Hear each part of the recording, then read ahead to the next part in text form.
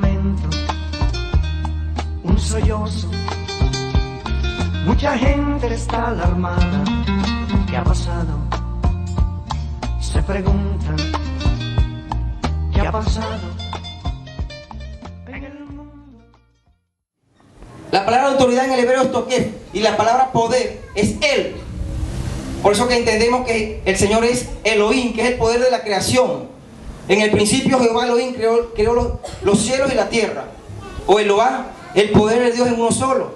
El Shaddai, el Elión, el altísimo más fuerte, el fuerte más fuerte. El Salmo 91 en su versión Septuaginta, nosotros siempre lo aprendemos de esta manera. El que habita el abrigo del Altísimo morará bajo la sombra del Omnipotente. En la versión, una versión más exacta dice, el que habita el abrigo del Elión morará bajo la sombra del Shaddai. Diré yo yo soy el que soy, allá ves. Tres nombres para la deidad que denotan algo. Denota que Él es poder, Él es autoridad y exige obediencia. Hay un principio en las escrituras de Génesis y Apocalipsis que nos dice que Dios es un Dios de orden y es un Dios que delega autoridad, pero también que exige obediencia. Lo contrario a la desobediencia, lo contrario a ir en contra de las autoridades establecidas es un principio satánico.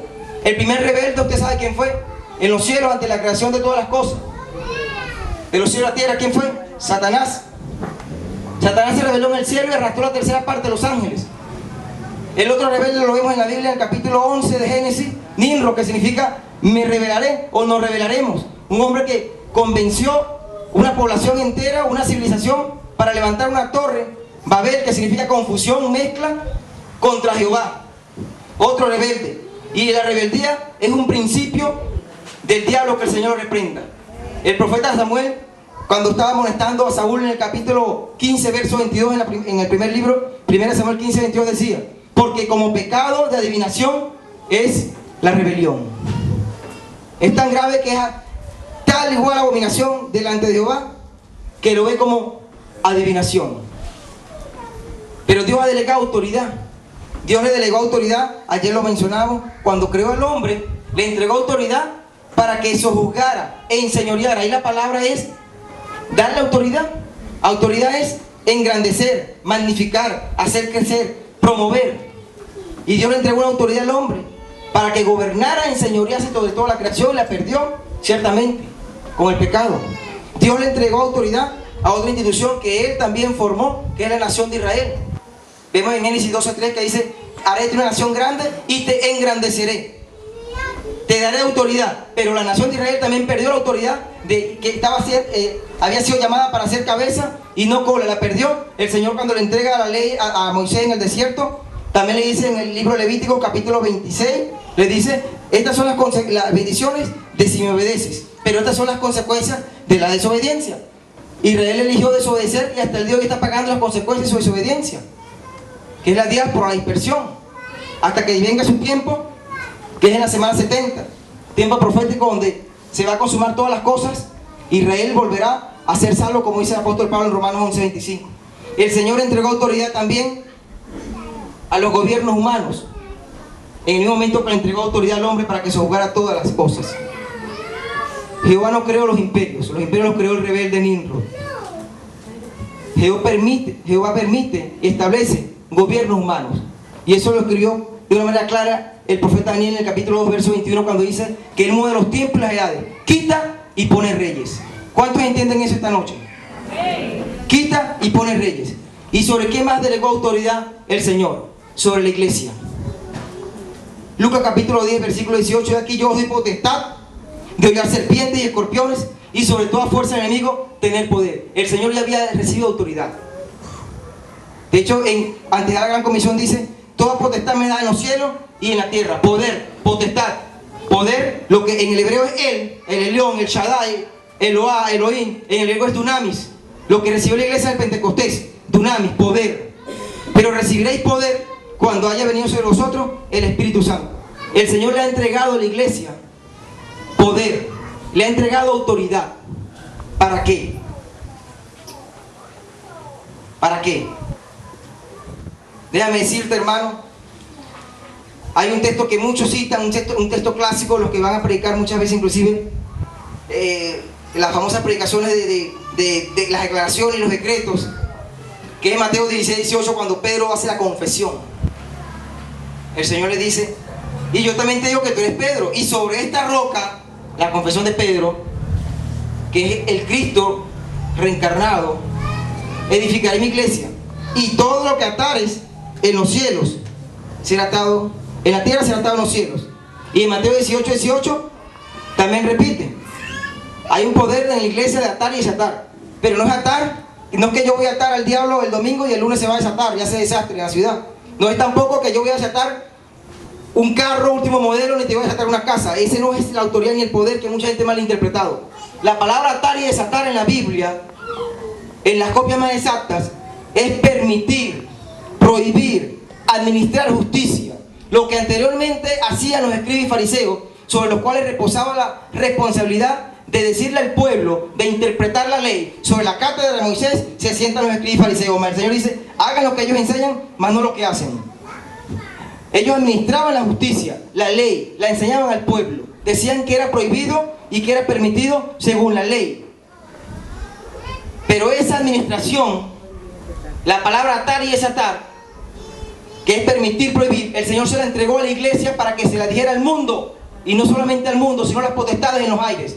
En la carta de los Efesios capítulo 3 versículo 10 dice: para que la multiforme sabiduría de Dios sea ahora dada a conocer a los principados y potestades. ¿En dónde? En las regiones celestes. ¿Por medio de quién? De la iglesia. Para que la multiforme sabiduría de Dios, la inescrutable, la muy variada, diversa sabiduría de Dios, sea ahora dada a conocer por la iglesia a los principados y potestades en las regiones celestes.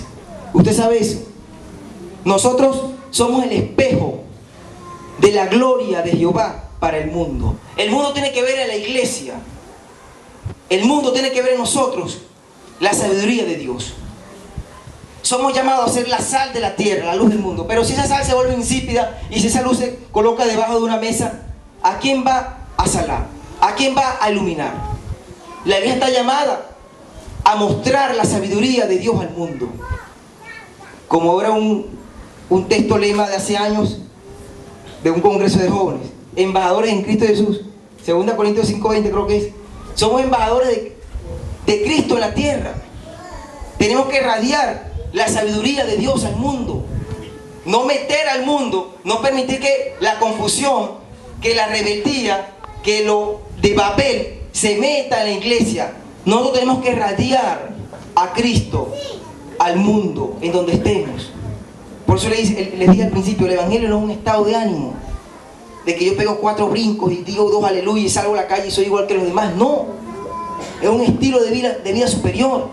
Tenemos una responsabilidad.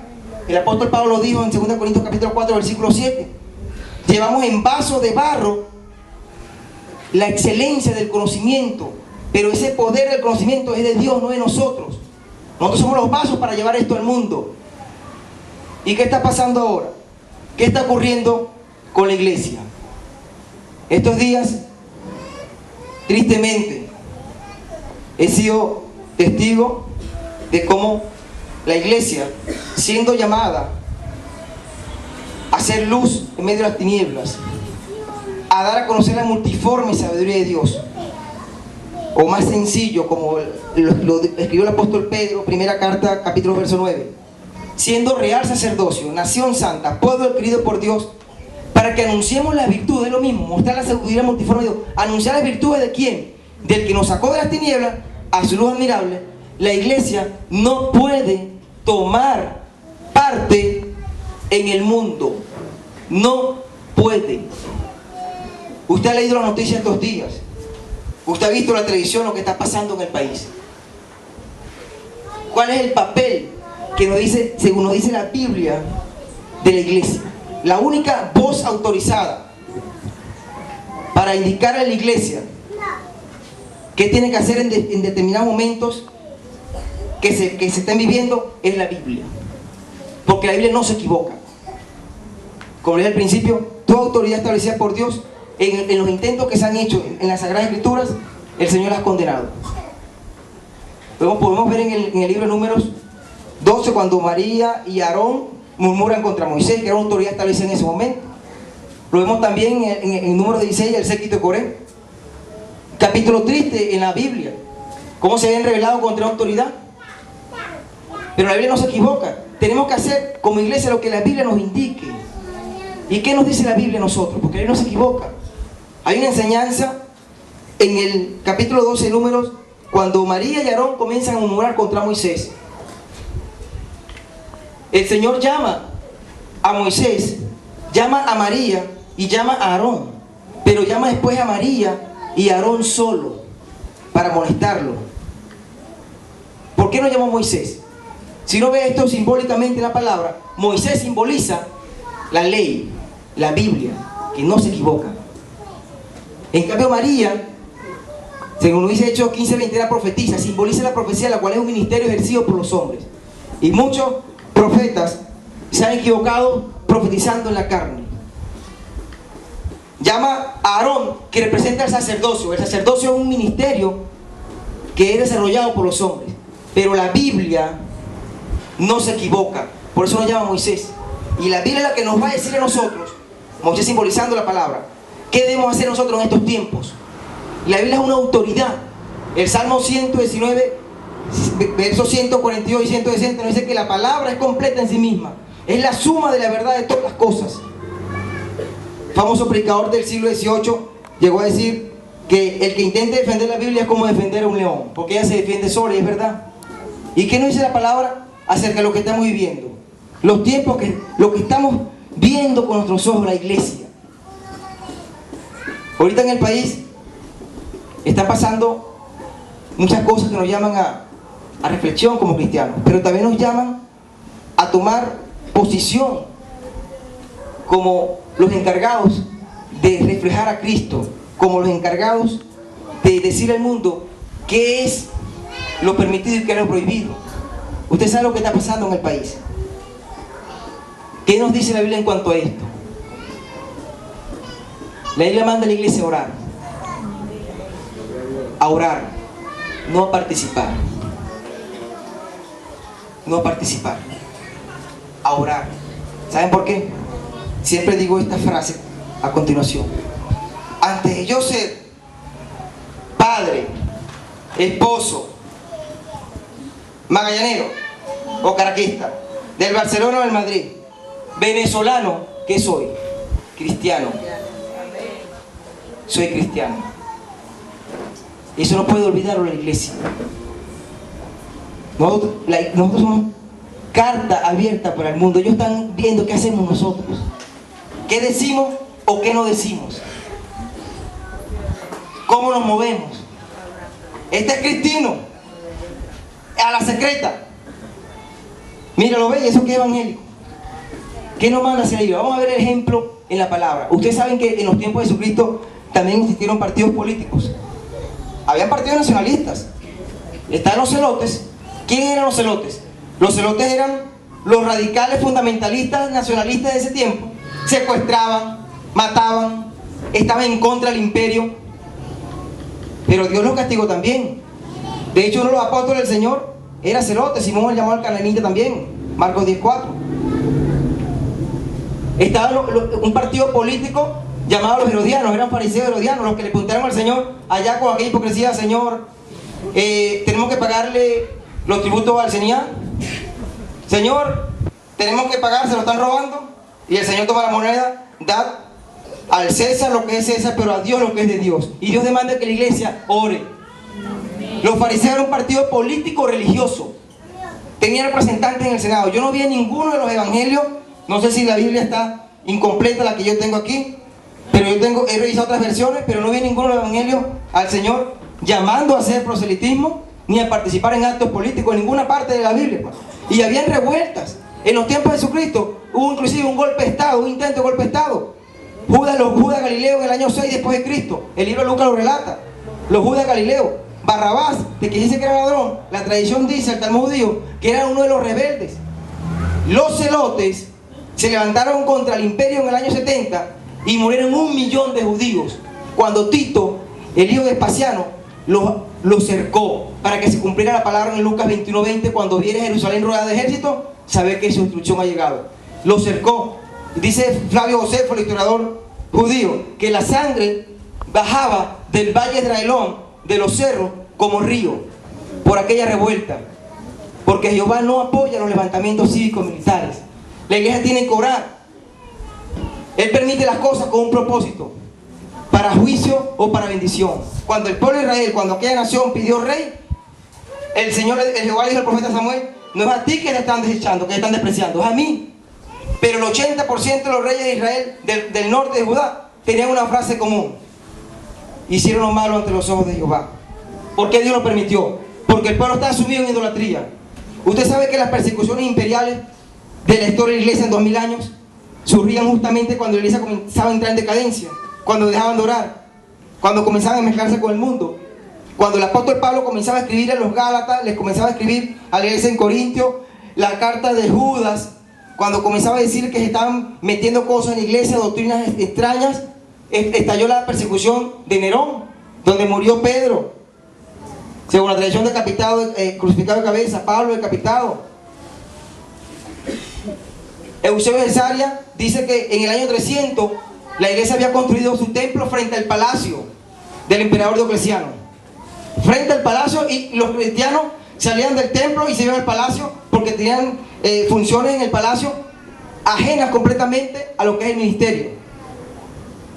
En el servicio de las deidades paganas, en el servicio del politeísmo romano, el panteón de los dioses de Roma, cosas que Jehová aborrece. Y entonces estalló la peor persecución que vivió la historia en la iglesia. Con Diocleciano los persiguieron hasta las cavernas, quemaron hasta inclusive Biblias. Los rollos de Qumran fueron escondidos, por cierto, en ese tiempo para ser preservados. Y esa persecución se describió como la excesiva libertad de la iglesia. Toda persecución Jehová ha traído juicio, así como traía juicio sobre la nación de Israel, cuando la nación volteaba la espalda a Jehová, a la ley. También en la iglesia, cuando entraba en decadencia, estallaban persecuciones. No sabemos el propósito de Dios con todo esto. Hay santería, hay corrupción, hay inmoralidad. Ore, doble rodilla. Hay propósito de Dios en todo esto. Dios es un Dios de orden. Dios permite las cosas con un propósito. Tienen que entender esto y cómo dirigirse también a estas personas. A mí me ha costado venir, cumplir con esta actividad, me ha costado. Mi jefe, yo tengo 2 jefes en la empresa, Dios los bendiga, siempre oro por ellos.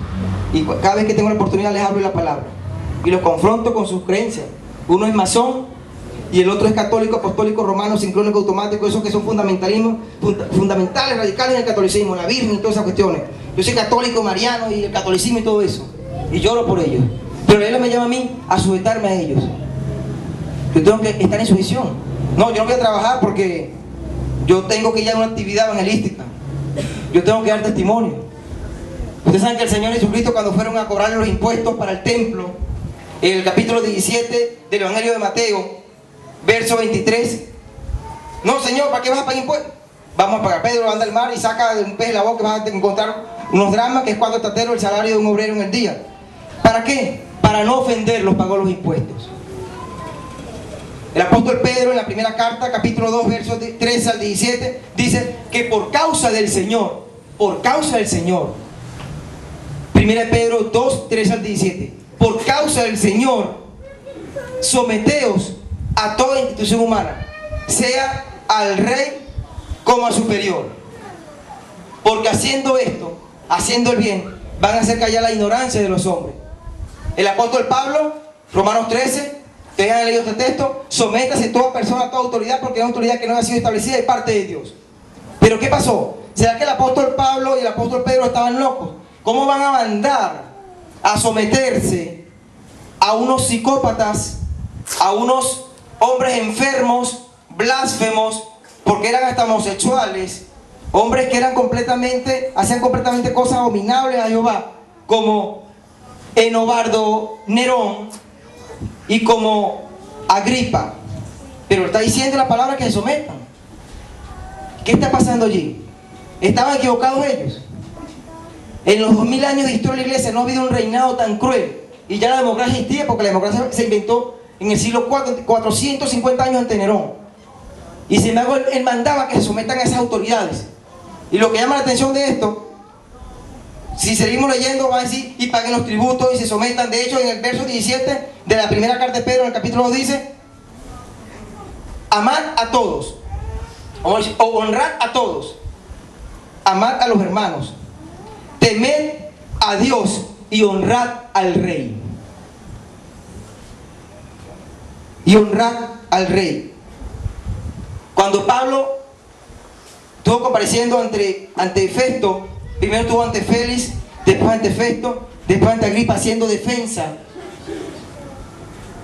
Él se dirigía en su defensa a Festo. Festo después que lo llamó loco, lo llevó para que posteriormente sea crucificado, sea decapitado. Le dice: oh excelentísimo Festo.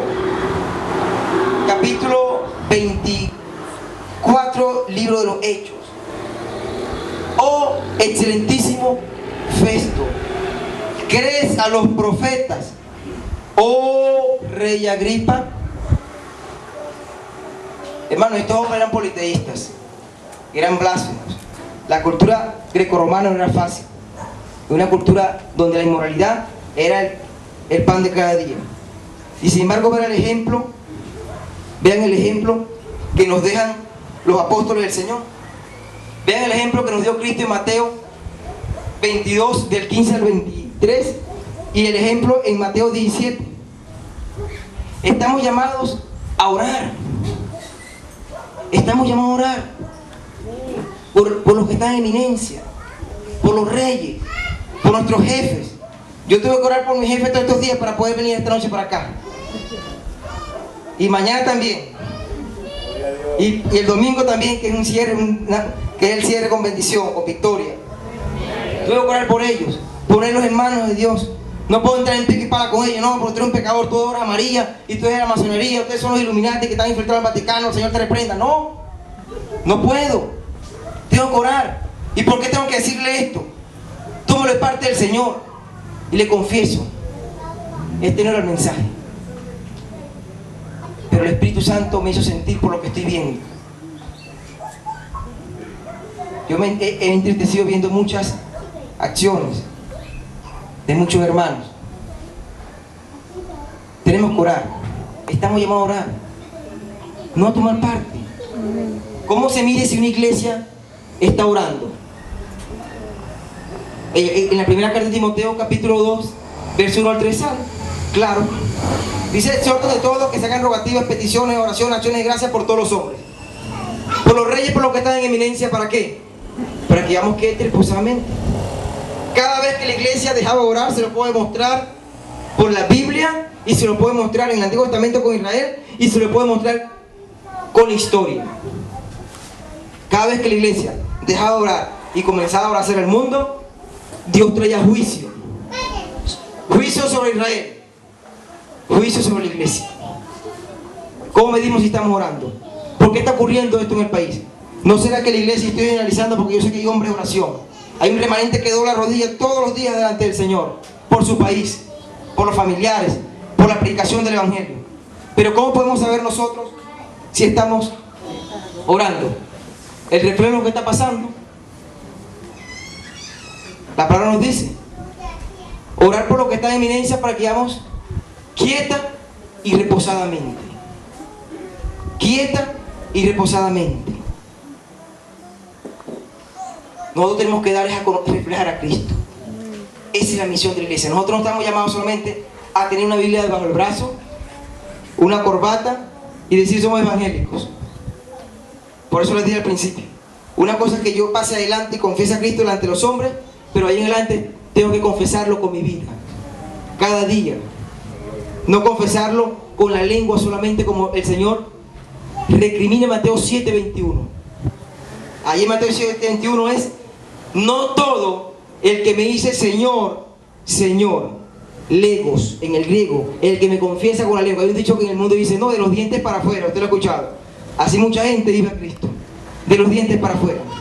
Así como el Señor le reclamó a los escribas y fariseos en Marcos capítulo 7, cuando le decía: este pueblo de labios me honra, solamente de legos, de lengua. La confesión tiene que ser diaria, ¿Cuántos están orando por Venezuela? ¿Cuántos están orando para que Dios cumpla el propósito que Él tiene diseñado, que Él ha preestablecido para esta nación? Y si Dios tiene que traer juicio para esta nación, para que la iglesia se una, para que la iglesia entienda los tiempos que estamos viviendo, hermanos, ¿qué tenemos que hacer nosotros? Tenemos promesa en la palabra. Aunque la tierra tiemble, aunque se traspasen los montes a la mar, el Señor nos da promesa. Él promete guardarnos. Por cuanto has guardado la palabra y paciencia, yo te guardaré de la hora de prueba que ha de venir sobre el mundo entero para probar a los que moran sobre la tierra. Los tiempos, estamos viviendo unos tiempos difíciles, tiempos duros. El Espíritu Santo me ha despertado un celo cuando yo veo siempre un mensaje, un discurso repetido en muchas iglesias, un bendito mensaje que no tiene nada que ver con la bendita esperanza de los cristianos que el apóstol habló en la segunda carta a los tesalonicenses, que es la venida del Señor. El consuelo de nosotros ahorita es la venida del Señor. Nosotros no podemos aferrarnos a lo que está pasando en el mundo. Tenemos que orar, porque el mundo va a pasar un día y en cualquier momento la trompeta suena y nosotros nos vamos. Puede ser esta noche, puede ser mañana, puede ser la otra semana. Me recordé un video que hay en YouTube corriendo, que el pastor comienza a decir: el Señor puede venir entre un mes, y el Señor puede venir entre una semana, y el Señor puede... Y vino en ese momento el arrebatamiento. Bendito sea Dios. Mi alma te alaba, Señor. Gloria a Dios. Gracias, Padre. Bendito sea Dios. Hermano, me ha costado. A veces uno puede contender con el Señor. A veces es difícil hablar la palabra que Dios quiere que tú le des a la iglesia. Es difícil. En vano no dice Jeremías que es como, o lo dijo el Señor a Jeremías, es como un martillo que quebranta la piedra, es como un fuego, una espada que corta. Esta palabra yo lo bendigo a todos. Me ha hecho ganar inclusive enemistades, pero es el Señor hablando. Si usted siente que es Dios hablando esta noche, vamos a levantar un clamor por Venezuela. Este es un tiempo para que la iglesia ore por Venezuela. Es un tiempo para que la iglesia no vea, no se mezcle con la gente del mundo, los inconversos. Tenemos que orar por ellos nada más. Orar por todas estas cosas, porque no sabemos todavía. Podemos discernir el tiempo, pero no sabemos cómo Dios va a consumar el juicio sobre esta nación. Que por cierto, el Señor ha levantado desde hace años a muchos profetas. Cuando los profetas, hermanos, que manifiestan el don de profecía y han dado una palabra para esta nación, para esta ciudad, un llamado de arrepentimiento para la iglesia del Señor.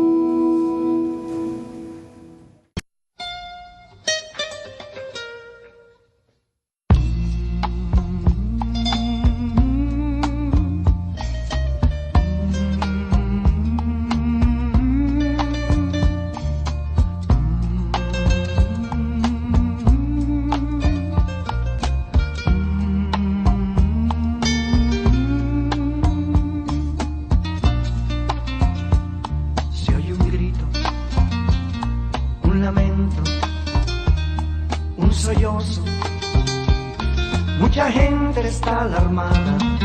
¿Qué ha pasado? Se preguntan. ¿Qué ha pasado?